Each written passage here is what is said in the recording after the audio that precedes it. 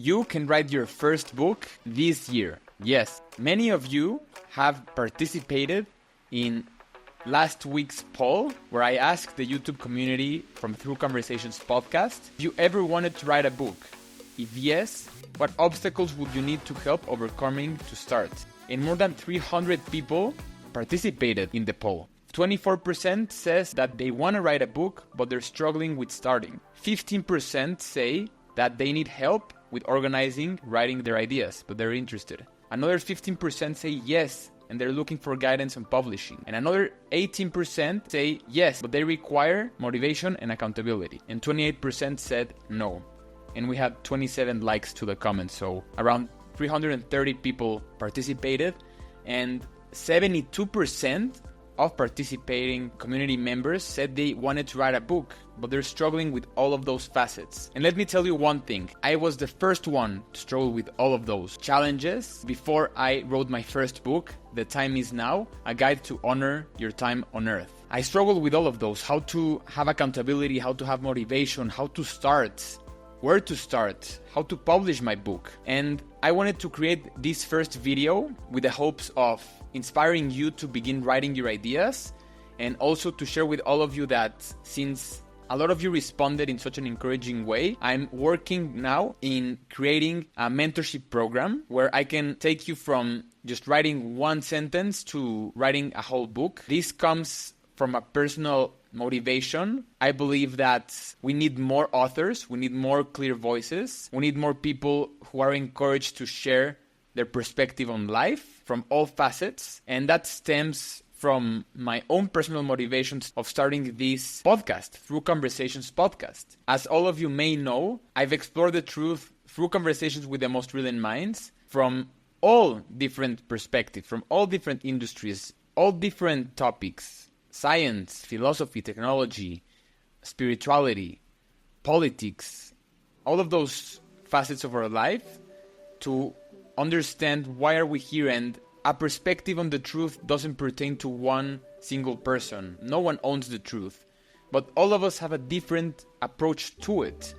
And many of us are not encouraged to write a book or to write our own ideas, just starting with one article perhaps. And that for me is sad. That for me means that a lot of brilliant ideas, at least one insight per book, is being lost. And my own motivation here is that I wished someone would be alongside me when I started writing this book. It was an individual journey, and having someone who has already gone through the process of writing it, polishing it, and making it ready for production would have been tremendously helpful and encouraging as well. And so I'd like to cover very briefly on this episode how I think you should start your first book, and what are some of the ideas, what are some of the tools, mental frameworks that helped me as I wrote my first book, The Time Is Now, A Guide to Honor Your Time on Earth. So first of all, I'd like to share with you that one of the concerns was, how should I start if I wrote my book? I don't know how to start. And when I wrote my first book, I'm gonna be 100% honest with you, it wasn't intended to be a book. I was going through a shift in my life. Some may call it a quarter-life crisis, and I needed to vent. I've always liked to write, although I never wrote for myself. I always wrote to explore ideas out there, such as technology, such as philosophy, like big ideas, but never pertaining to my own personal story. And when I had this quote-unquote quarter-life crisis, a lot of things emerged that also pertained the outer world, that emerged within me. I had a concern about the emergence of new technologies that would potentially replace the definition of work that we currently operate with, that will challenge our conception of a life well lived, and that opened the opportunity for us to explore our true nature. That was my thesis of the book. The thesis is, we are creative beings. We're a creative force of nature. We're not really just productive assets on a company's bottom line. We're more than that. And when I started writing this book, I went on a sabbatical. And like I said, it didn't emerge as a book. What it was is more of a journal. And I found myself every single morning writing more than, 1,500 words per day, per morning, that were unfiltered, that weren't intended to satisfy anyone except me. They were just to vent. And I started reading through them as time went by, and I saw that this connects with a larger theme that my generation and all generations are facing, which is dissatisfaction with work, dissatisfaction with career, misalignment with purpose, challenges of work-life balance. And I started to see that if I had those concerns myself, maybe some other individual, at least one, could benefit from my ideas. And so the first thing that I learned was that writing for myself was crucial. Writing for yourself is the number one thing I think you should focus on. What's burning within you?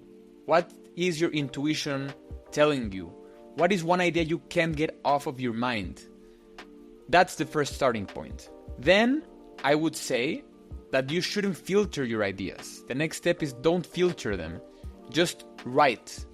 Write angrily. Write with emotion. Write relentlessly. There are no rules. It's just a blank page. No one else will read it for now. It's just you. So don't censor yourself. Express yourself. Now that I had those components together, I was able to see that the book in itself, when I finished it, had already accomplished its mission. I was already aligned with myself and satisfied with the outcome, which was writing my first book that didn't start like a book. So now all of the pressure went off in terms of how to publish, in terms of will someone else read it. Everything else becomes tailwind once you focus on what do you want to write, what would you like to write. Now a lot of you feel overwhelmed, as I did, when thinking about writing a big book, like 60,000 words or 200 pages or 100 pages. It's overwhelming to think on a book like that kind of a project. But let me just break down what a book is really made of. So let's say that you wrote a book that was 60,000 words. If you write 12 chapters, each chapter would be 5,000 words. You can also divide those chapters into 2 or 3 sub-chapters, making it less burdensome. Subtopics within the chapter, within the entirety of the book. So you start like this and you grow. And in other words, a 5,000 word chapter equals one blog post. 2 or 3 sub-chapters, each one 1,500 words, 2,000 words, is just one article. So it's less of a burden. It has less weight on you. It's less pressure to write. So you start with one theme. You boil it down to 2 sub-chapters, 3 sub-chapters, and there you have one chapter in itself. I would recommend that you create around 12 Google Doc documents, or maybe just one, or if you're using Word or Pages, just create 12 pages, 12 new documents. Start setting a goal of writing a 5,000 word document, but divide that one into 3 sub-chapters. Start with that, start small. Then how to organize ideas. Well, my book, the main thesis, as I mentioned, The Time Is Now, A Guide to Honor Your Time on Earth, is that we are awakening to the fact that we're not productive assets only. We're not born only to work and then to enjoy. We could do both at the same time if we align with our main nature, which is we're creative beings. We're creative forces of nature. So when I started with that theme, with that idea, many branches started to emerge. What does that mean in the age of AI? Will AI replace our work? And if yes, how will I define a life well lived without a career? The other tangent is, should I live a life based on the deferred life plan, postponing my enjoyment for a better tomorrow? And then I started thinking on other ideas that support those. For example, movies, pop culture, other thought leaders, my own interviews with this podcast and Through Conversations podcast. I would support those ideas because I was following my interests for that idea in itself. So I would suggest 3 main ideas for now. Follow just one big idea, the one that really is burning within your heart. Then identify the tangents on a document. Start just brainstorming. And then within those branches, have sub-branches to support those ideas. That in itself would allow you to structure 12-word documents with a 5,000-word limit. Other concerns include making time to write. Personally, when I wake up in the morning, I find myself the most creative. I find myself ideas are just flowing. And so what I did was wake up, have my cup of coffee, and then just open my computer or my notebook and start writing. And that's where I identified that I didn't need to block time. It didn't feel like a task to write. It was just flowing out of me naturally. So the first thing I would suggest, and I will start airing more these ideas as time goes by and as I build this mentorship program that I am envisioning, is identify the moments in your day where you find yourself more creative, where you find yourself less censored, when you find yourself more expressive. The other pain point that I identified within the comments and also in the survey was that what are the expectations afterwards? How can I publish? Traditional publishing or self-publishing? Who can guide me?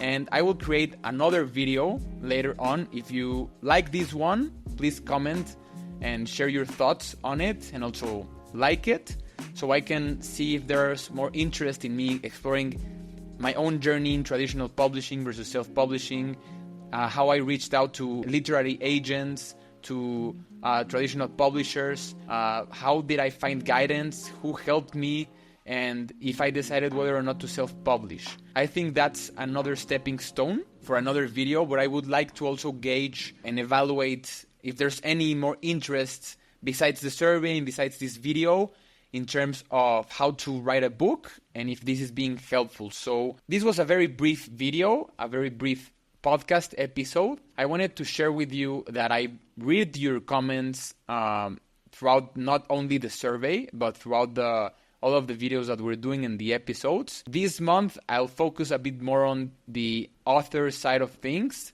I will also be hosting other experts, not only in writing books, but also in the macro scale of things, going back into the main goal of the podcast. So we'll be discussing the Israel-Iran war. We'll be discussing how to enter the flow state, which pertains also to this author mentorship program that I'm thinking of. And we'll be hosting many more brilliant minds throughout the entirety of the month and also coming into September. And so with that, I just want to say thank you. These were just some of the themes that I wrote down, seeing your responses in the survey. I want to say that if you feel that you have to write a book in your life, you need to write a book in your life. You need to share that insight with all of us. There's a saying that Paulina Pompliano mentioned. I don't know if it was during our conversation, during our interview, or did she mention it when she published her first book, Hidden Genius, where she said that every single person needs to do 3 things in life: plant a tree, have a child, and write a book. And so if you've already done one of those or 2 of those and you're missing writing a book, it would be a tremendous pleasure to help you out, to make that happen and to plant those seeds into writing your first book, besides covering, the usual themes that we do on the podcast. Let me know in the comments if you stayed up until this moment in the video. Let me know, Alex, I watched the entirety, I listened to the entirety of the podcast. I'm interested in writing my book. Please keep me posted on the progress of the mentorship program. I'm interested in doing so. I'm interested in participating. How would that look like? And so the engagement that you provide will be insanely valuable to see if there's interest. And if you're interested in my upcoming book, I can share more details on it. I created a video last week on chapter 5 of it. And within the next couple of episodes, I'll also share with you the new cover of the book. And it's going to be very exciting. So thank you again, and I'll see you next time. Take care.